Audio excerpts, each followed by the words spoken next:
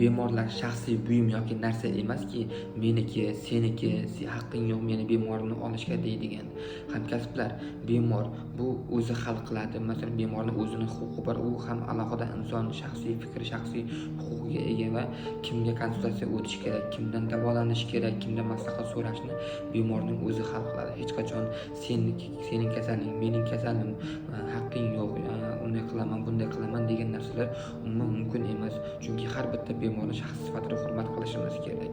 Va bemorlarga ham shuni murojaat qilmoqchimanki, masalan, endi bitta kishini fikrini bilan cheklanib qolishingizni men tavsiya qilmayman. Har doim ikkinchi fikr, ikkinchi tomonni ham eshitib ko'rishni tavsiya qilaman. Ya'ni nima, masalan, bitta shikoyat, bitta kasallik bo'yicha 2-3 ta mutaxassisning konsultatsiyasini, 2-3 ta mutaxassisning fikrini qabul qilib, ko'rib, shunga qarab turib keyin o'zingizga yoqqan, o'zingiz ko'zingiz yetganiga rioya qilishingizni maslahat beraman.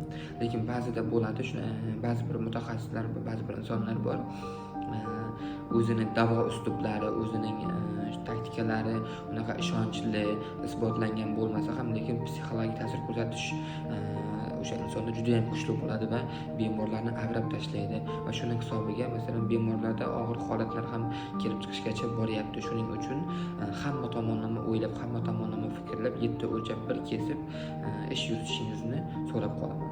Rahmat.